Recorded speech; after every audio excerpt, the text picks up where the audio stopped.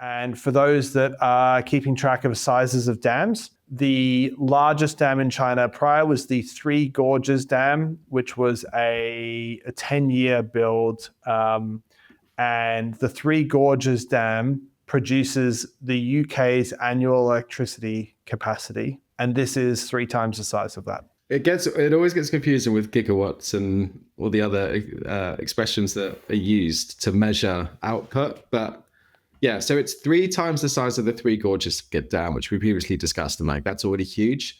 For context, this dam does what 20 Hinkleys would do, or 1,500 wind turbines. So what that one dam, the UK would be fine forever, the amount of electricity it generates.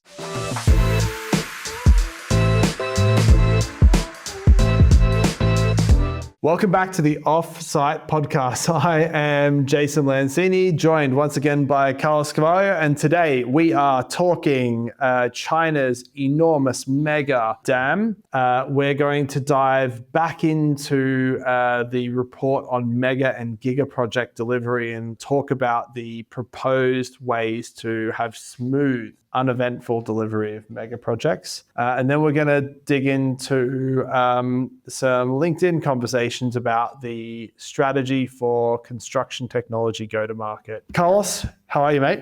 Yeah, good, thanks. How are you doing? Wonderful. Can't complain. In a quite warm, little bit sticky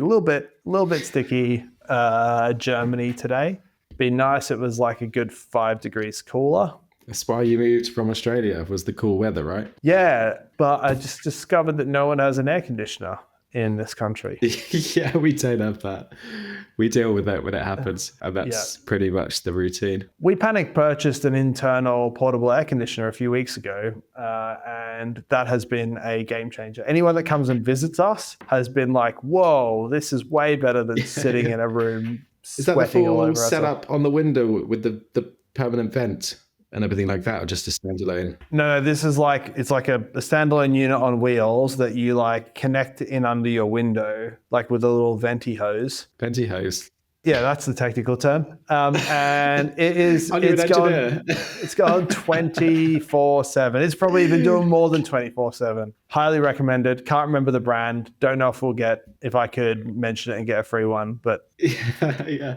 I do the same thing every year, which is the day that we're sweating, I go, we could probably do one of these units and they're sold out. And then we wait a full year till that happens again, and then it's sold out again. So yeah, maybe it's on the Christmas list this year. If we move back from Germany, I'll happily let you come and drive to Germany and collect this one. Thanks. Yeah. That'd be way cheaper than buying one here. Yeah. Right, let's dive in. So the first topic of the list is a project that we were talking about throughout the week when we saw the recent news that China has commenced work on this unprecedented massive mega dam, the Yarlung Zangbo Dam, which is a combination of a 60 gigawatt of capacity. It requires 12.5 miles of tunnels through Tibet's deepest canyon, just 30 kilometers from the disputed China-India border. And the goal is to target to produce enough clean electricity to power 300 million homes. So there's a lot built into this, but it is a massive engineering feat. It's the largest dam ever built by some order of magnitude, I believe. And for those that are keeping track of sizes of dams, the largest dam in China prior was the Three Gorges Dam, which was a 10-year build. And the Three Gorges Dam produces the UK's annual electricity capacity. And this is 3 times the size of that. It always gets confusing with gigawatts and all the other expressions that are used to measure output. But yeah, so it's 3 times the size of the Three Gorges Dam, which we previously discussed, and like that's already huge. For context, this dam does what 20 Hinkleys would do, or 1,500 wind turbines. So what that one dam, the UK would be fine forever, the amount of electricity it generates. Yeah, like it's game changer, and you can see why they're going for it. As much fossil fuels that China does burn, they're actually super ambitious on the clean energy front. And obviously that's a good, strong, long-term mindset of invest now for almost free energy for a long time. There's a massive knock-on effect to obviously wildlife. They're basically building a dam in the Himalayas, in Tibet. So it's definitely a give and a take to summarize the we want clean energy, but at what cost argument. It's the actual area itself is quite interesting. So they've chosen this spot, the deepest canyon on Earth, and the elevation drop is 2,800 meters to 600 meters. So you can see why they've chosen that location. Yeah. Yeah, there's India and Bangladesh. And maybe just to play back for people that most people probably know, but yeah, the reason why the height drop matters is that's the potential energy. Basically, you're allowing water to travel down that height. That's how you generate maximal electricity from a dam. It'd be really nice knowing that this nice fresh mountain water coming down the hill has actually been through a couple of turbines on its way through. To add a bit more context, its projected cost is approximately 140 billion US dollars equivalent. And they started construction last week and plan to commission it in 2033. It's actually really efficient as well, use of money. So that was 20 Hinckleys. 20 Hinckleys would cost 800 billion pounds or something like that. $4 trillion.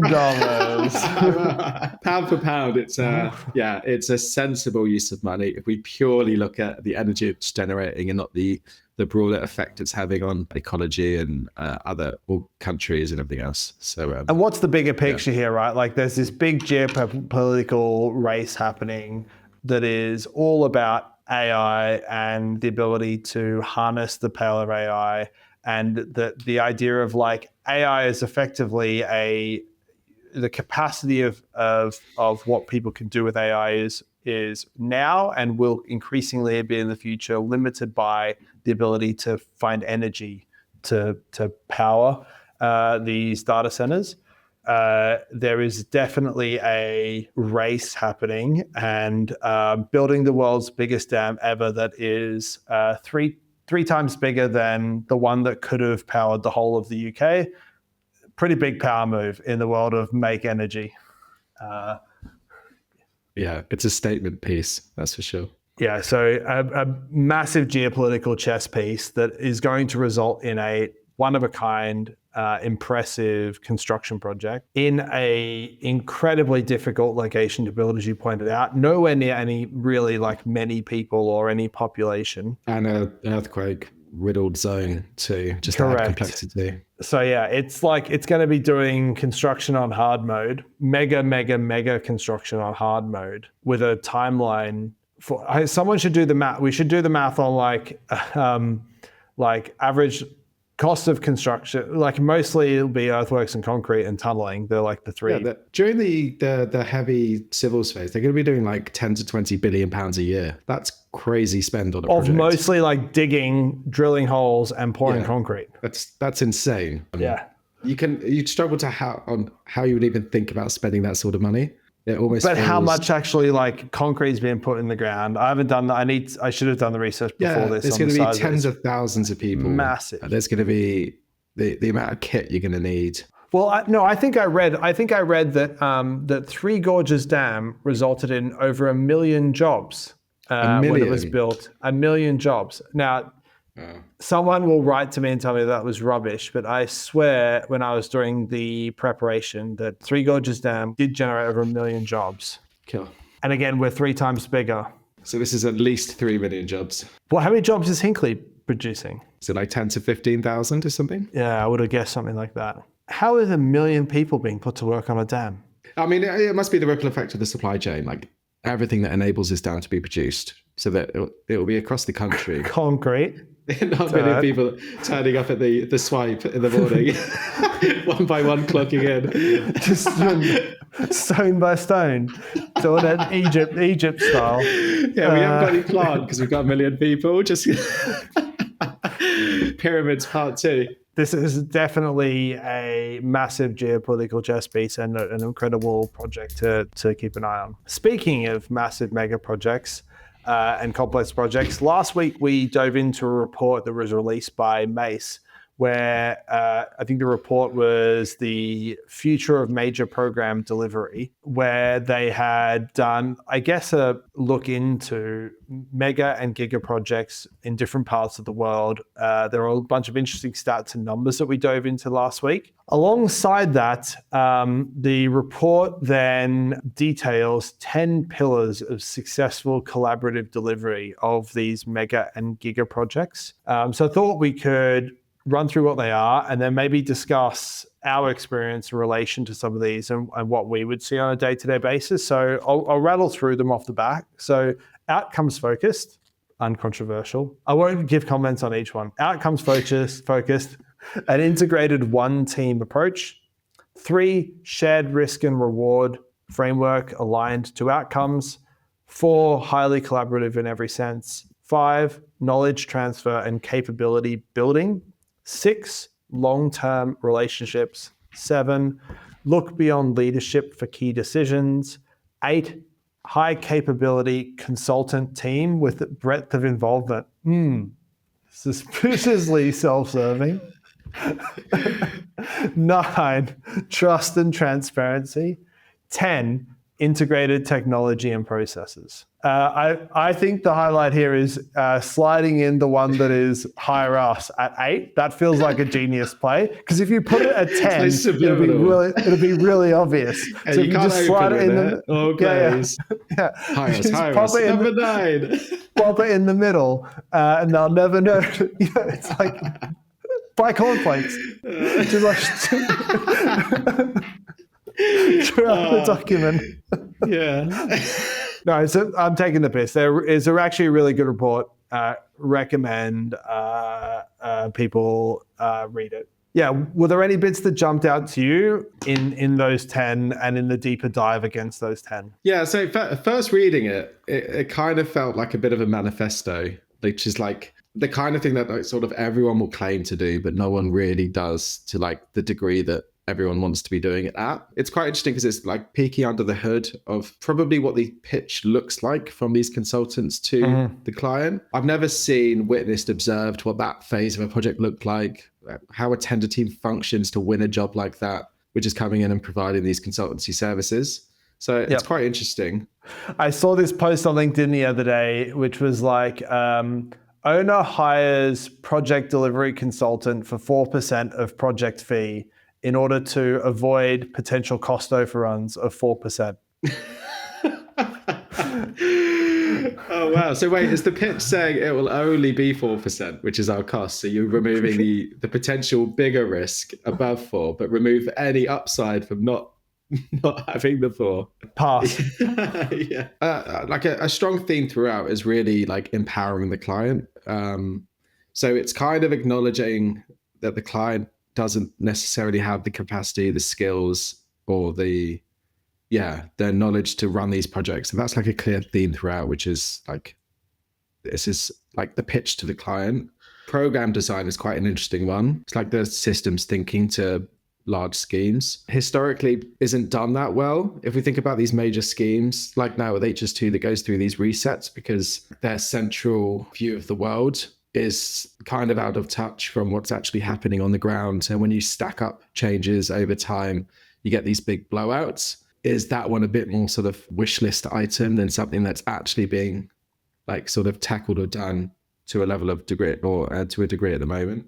I had my like hat on from thinking about previous projects and ones that we've interacted with as I was reading through, and immediately even just from the first one, like outcomes focused. Yes, it sounds like a buzzword, but I was reflecting on the importance of, especially on very large projects where there are lots and lots and lots of people making lots and lots and lots of decisions every day that can't all make it up to key people. Yeah. And how valuable and impactful and important the like core set of objectives that are almost like the mantra of the project are in how people act at a micro level. I was reflecting on Crossrail where at a very micro level, we used to get into lots of situations where quality of outcome, especially like visual impact of outcome from an architectural point of view, was at odds with schedule, practicality of delivery. And there was like an ethos of like the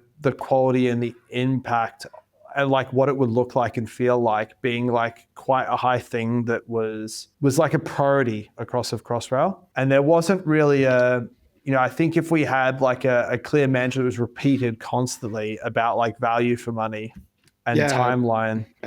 All of my experience was focused around like milestones, like sectional completions or handovers and things like that. And there was never this flow down of like anything that's even alluding to the how, other than this is our milestone, so everyone do their jobs to get there. Yeah. Outcome that isn't a marker on a program was definitely missing. Like, how should this team function? What should we do doing differently to get there? What are the principles and what are the things that we value when we hit decisions where two people from, the client and the contractor or the design, when we are trying to solve a problem, what are the like things we should value? And it felt like the quality and the impact of the outcome was like the most important thing. And it was very hard to push back or to think about value for money and time of things as a result. Whereas I've been on other projects where value for taxpayer was like one of the key mantras, and you just saw it turn up in every meeting, when people were thinking about how they make a decision. So I think that like outcome focused thing actually it feels like a bit soft and a bit wishy-washy, but I think if you repeat it as a leader every single day, it does impact on the margin. It's not to say it's going to solve every problem, but it does impact on the margin how people make decisions. Yeah, sort of secondary to that, the point that was around collaborative, what do they label it as? Collaborative in every sense. Oh, yeah. Collaboration was, again, that buzzword that everyone got sick of hearing. And I think everyone's view on collaboration was just sharing information. And this sort of dug into more like it should be collaborative to the sense of we're all mutually trying to get to these outcomes. So how can we support each other to get to an outcome that might not be your outcome, but someone else's outcome? And that was definitely missing in what I've seen in projects. Collaboration was like sharing and talking openly, not actually aligning on, going back to the outcome points, on the thing that we're trying to achieve. And then one organization or individual sacrificing something they need to help another one because that's more important was definitely missing. Yeah, and I think the peer to that is that kind of like integrated one team approach. Another hallmark of many large schemes is very quickly commercial disputes driving relationship, like this fractious, we're hiding info, we're each doing our own thing, even though we technically are all in the same office. And, like you do kind of the like structural things, like you put all of the team in one office, but if there isn't a one team culture, everyone's in the same office, but having very special meetings about the things that the other people can't hear. Yeah. And so, some of the projects that have been really successful from a large mega project perspective that I've had the pleasure of observing really nailed this one team approach, bringing everyone into, even the like daily supervisors meeting and the 3-week look ahead or the 6-week look ahead meeting, that being in everyone in and not hiding from, say, a client that we're behind on something. All those things matter because once you start one, I think they all turn. Once you hide one thing or you fail to disclose one thing, I think it's like a domino that falls on the project. Yeah. And friction builds over the time. So a lot of this points back to really culture rather than like rules or the 10 golden rules of how to deliver construction projects is really like how a team should operate. There's the trust and transparency item, which is like 9. And as you go through a project, everyone knows that like it's all happy at the beginning, but then you start doing favors for the client by doing work that they haven't instructed. And then you got supply chain who are operating at risk and you're not agreeing compensation events and obviously naturally thinking commercially here. And that trust degrades over time to a highly sort of tense and volatile relationship across the board. So tackling that on a major scheme from beginning to end is like, that's super important. And I haven't seen a good example of it where projects have actually like finished on a high, and the high isn't we've finished. It's like, that was a wicked job that everyone like contributed to and enjoyed the process. And it probably goes back to the third one, which is this shared risk and reward framework. Because if I think about every every project that was successful in that sense, I think everyone kind of made money as well. And usually the contractor makes money by just finishing early. Like there's usually not a lot of like, you can get an outcome. Like if I was to bucket outcomes of major projects, the one where everyone's unhappy, you barely make money or you lose money, you're usually late and there's a bunch of disputes. That's a potential outcome. I think there's the other outcome, which is you finish late, the client isn't particularly happy, but the contractor makes money because of, playing a very contractual game, the contract being somewhat in their favor. Yeah. But it's, that's probably like reputationally damaging if you think about it from a long-term perspective. Yeah. The projects where people are actually happy and the project is successful, it's almost always because the contractor had a theory about how the project could be delivered quicker. The client and everyone bought into that delivery method of trying to finish the project quicker, clearing roadblocks to make it happen, all those sorts of things. And it was delivered quicker. And by the nature of it being delivered quicker, the contractor made more money than they originally planned. The client's happy because it was delivered. Like everyone usually wins. So it's like, yeah, if everyone just lined up on finishing this thing as early as possible, all that overhead costs disappear. Like it really is just as simple as that, like aligning on getting this thing done as quickly as possible. Yeah, for sure. Which seems like a stupidly dumb thing to say because that's so obvious. Just finish early and everyone's happy. It's so obvious, but it's like it's so often deprioritized in very, very large projects. Yeah, but you can imagine though, the group of individuals that like even set these objectives or kick off these outcomes and then kick off the process.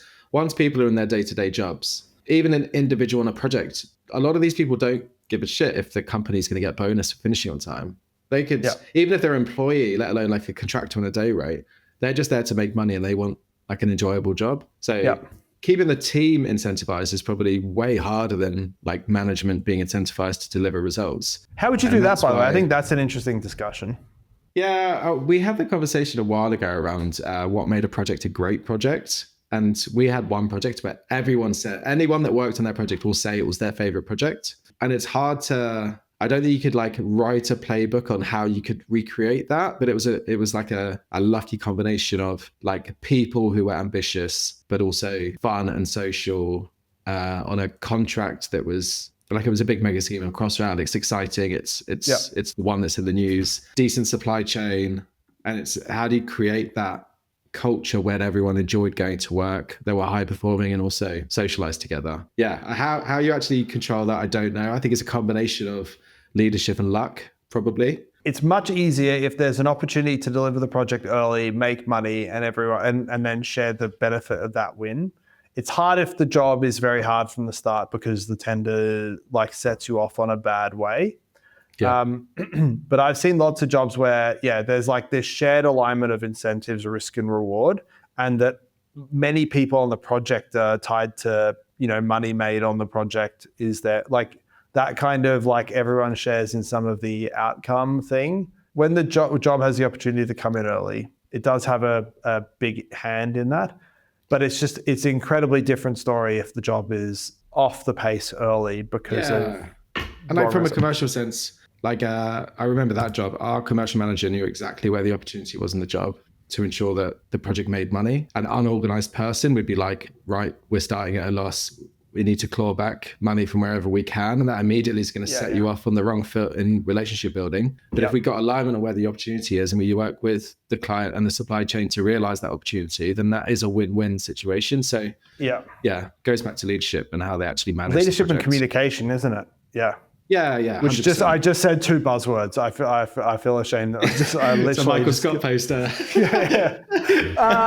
Actually, it's all about leadership and communication and collaboration, and mainly just some synergies. If we can get that nailed, we're on a winner. But remember to hire the consultant. Nice. God, I hate myself. Final topic with roughly 10 minutes to go. We read a couple of posts on this topic recently, and we were discussing offline this varied approach to how construction technology like approaches a market. And largely, if I was to bucket them, there is this kind of cohort of companies who will directly, commercialize their product. So they will sell it. They'll have their own marketing and sales team and customer success team and deploy and all that sort of stuff.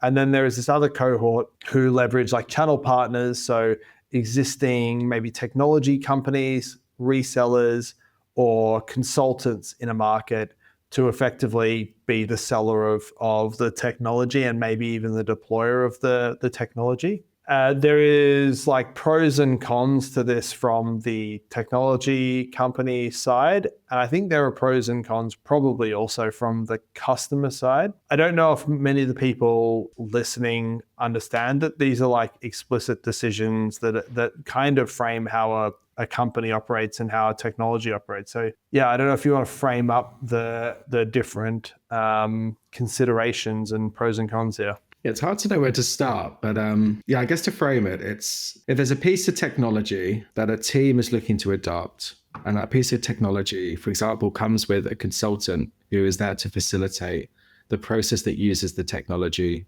or the session where people interact with that technology. If we just ignore the fact that there's probably something wrong with that technology, this has a lot of like parallels to like Oracle charging people to view their data. You're literally paying someone to be an interface between you and the data that you're creating. Mm-hmm.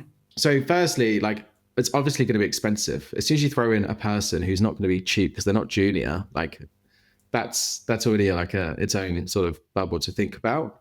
But we then get in this really odd spot of like siloed processes and procedures. You're kind of signing up to the tool or the consultant's way of working. So how does that fit in with the project or the organization ultimately processes? You're kind of buying into that individual and their way of working for the long term with like little control because they're going to push everything towards the way that they work because you're investing in them and as well as the tool. The tool's kind of secondary to the person. The idea is quite hard to wrap your head around because you're stuck in this mold that someone has pitched and bought into, which could be the decision of one person on the project that hasn't considered the whole project and is basically saying, right, this person knows what they're doing. Let's do everything that they say and we can't operate without them.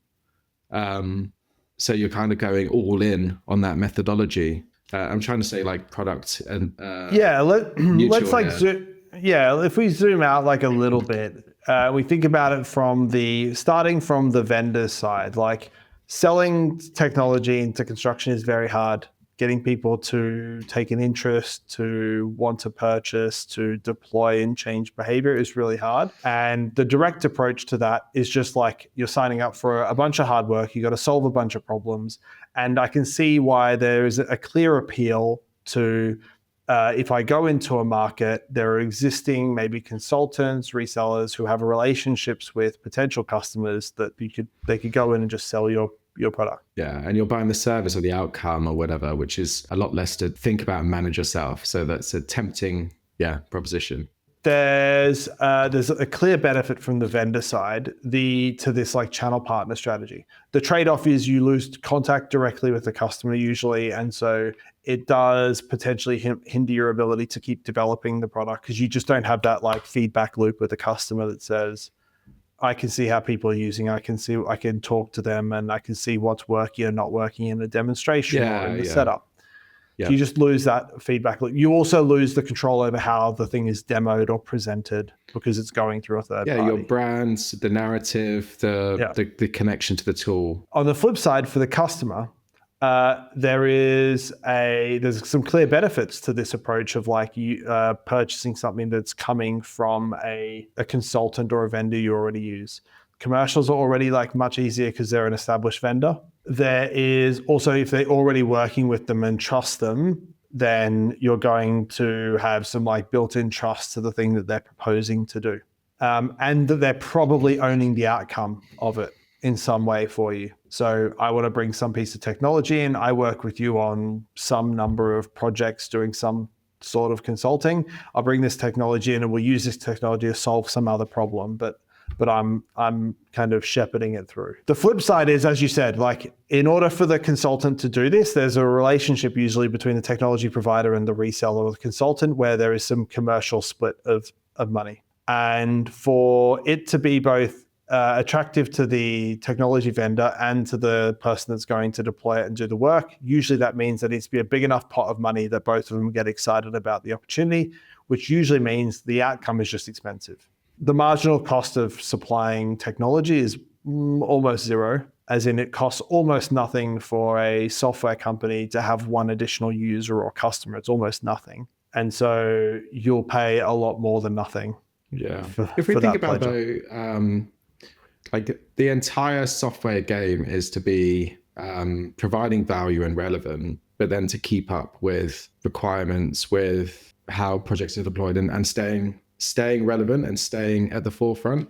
And by running this model, you've got potentially the contractor, the project team will stay wherever this consultant is, not necessarily where the technology provider is. You've got a technology provider that's probably only getting direct feedback from the consultant, which is incentivized towards their own needs rather than necessarily the needs of the project. Mm-hmm. So you've kind of got across the board this slowing down, or sort of, I don't know what the right term is, but it's kind of everyone's in mini handcuffs in terms of progression, because you've got this party that's sat in the middle that's sord of playing the balancing game.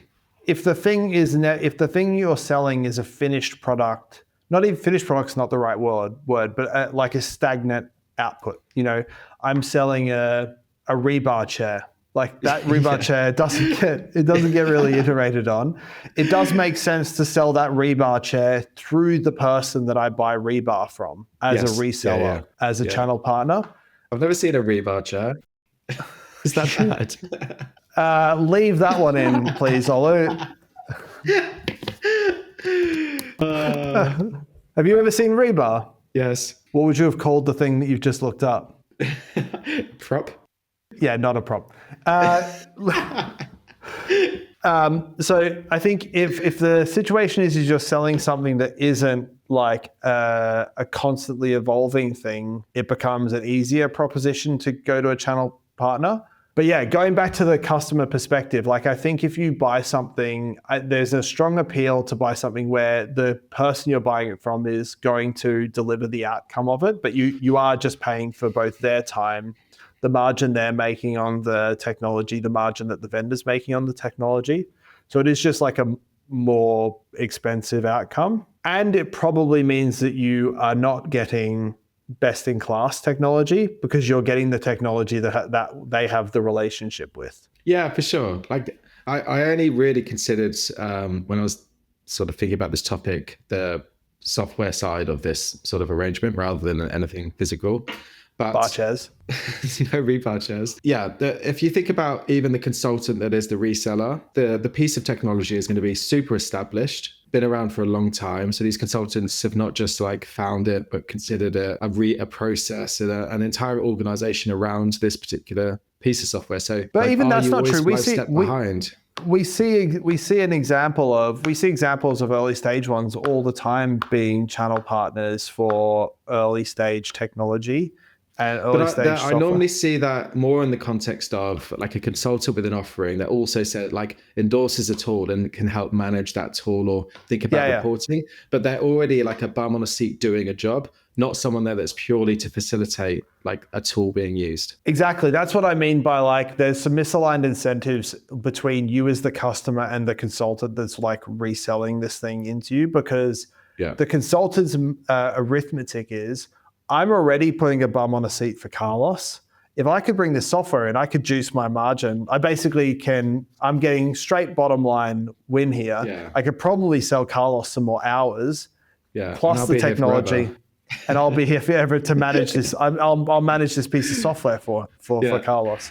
So there is like a misaligned incentive. Plus, like I said, you're probably not getting best-in-class technology because almost no best-in-class technology goes through a channel partner. Yeah, for sure. And there's huge benefit in like we can supplement this tool because we're the experts in, say, reporting. I see a lot of value in that because that's the type of thing that the vendor might not want to be heavily involved in and the contractor doesn't have the expertise to do. Yep. But as soon as you're required to be there to make the tool work, that's when it starts to grate on me that like the tool's either not fit for purpose or like someone somewhere is like loving your pitch, and it doesn't. Yep. At that point, it doesn't make sense. So there's a level of engagement that goes from like super helpful to Yeah, bad like value. if basically applying the technology results in you spending more in consultant hours, Yeah, you probably need to think about it as an amber flag. yeah, for sure. Very interesting. Right, we're definitely out of time. Great episode, great chat. We are, what are we, 2 away from the big 100 now? So it took 98 episodes to talk about rebar chairs. Right. Thank you very much, everyone, for tuning into today's show. If you did enjoy the episode, please do think about liking this video or following us on your chosen podcast platform. We really appreciate your support, and we'll see you all next week. bye-bye.